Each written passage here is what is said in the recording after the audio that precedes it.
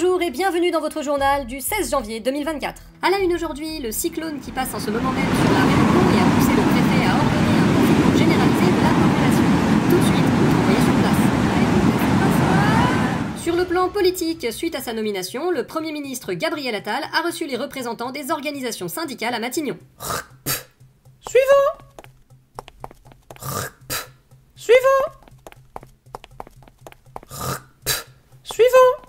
Le nouveau gouvernement n'est pas allé sans déclencher quelques polémiques, notamment sur la nomination de Rachida Dati à la culture. Ah, c'est vrai, comment je vous ai niqué encore? Ah, qu'est-ce qu'il y a encore, monsieur Macron? Bah ouais, qu'est-ce qu'ils vont faire Mediapart? Maintenant, je nomme des ministres qui sont déjà mis en examen. Comme ça, aucune révélation à faire. Paf! Alors, ça tombe bien que vous en parliez, vu que Mediapart a fait des révélations sur la scolarisation des enfants de votre ministre de l'Éducation nationale.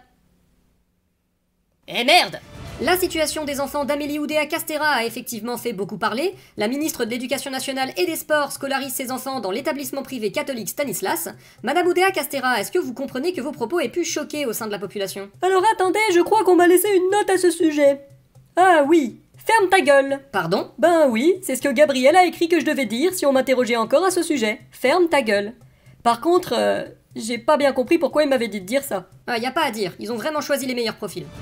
Politique toujours, le ministre de l'Intérieur, Gérald Darmanin, est soupçonné d'avoir permis au PSG d'éviter plusieurs centaines de millions d'euros d'impôts alors qu'il était ministre du Budget. Reportage. J'ai confiance en la France. La France, elle a fait ma fortune. J'ai récupéré un club de Ligue 1 et on y a mis des tonnes de fric pour gagner la Ligue des Champions. Et bon, on l'a jamais gagné. J'ai élevé mon club qatari comme un véritable club français. Et il y a 2 mois, les agents du fisc sont venus et ils ont tenté d'abuser de mon club. Il s'est défendu, il a sauvé son honneur. Alors ils l'ont imposé, comme un prolétaire. Aidez-moi à venger mon club. On se connaît tous les deux depuis des années, mais c'est la première fois que vous venez me demander un conseil ou un coup de pouce. Je ne sais même plus à quand remonte la dernière tasse de café que je suis venu prendre chez vous. Ce que je demande, c'est l'injustice. Un jour, mais ce jour ne viendra peut-être pas, je vous demanderai de faire quelque chose pour moi. Mais, en attendant, je vous offre ce service, en l'honneur de mon nouveau ministère. Soyez mon ami. Darmanin.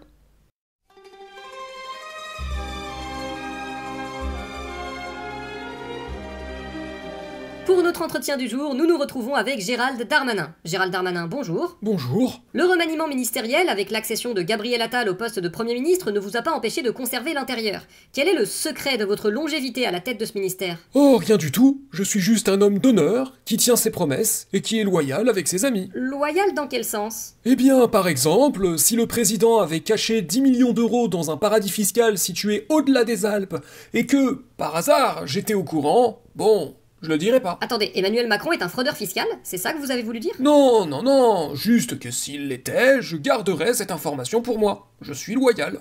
Et puis, je garderais le ministère de l'Intérieur aussi. Et pourquoi pas les Outre-mer. Bon, mais dans ce cas, comment vous expliquez que ce soit Gabriel Attal, et pas vous, qui ait obtenu Matignon, alors qu'on sait que vous l'espériez? Oh, mais c'est rien, je suis pas rancunier. Puis Gabriel Attal aussi est un homme d'honneur qui tient ses promesses et qui est loyal avec ses amis. C'est-à-dire? Bah, disons que, par exemple, toujours, si Gabriel Attal possédait des photos compromettantes de moi avec une ancienne escort girl, bon, il les diffuserait pas. Oui, donc en fait, ce que vous sous-entendez, c'est que tout le gouvernement est une mafia, quoi. Pas du tout, simplement que nous sommes tous des personnes d'honneur qui tiennent leurs promesses et qui sont loyales avec leurs amis. Ce qui est sûr au moins, c'est que chez les macronistes, la fraude est un critère de recrutement. Nous vous souhaitons une excellente soirée.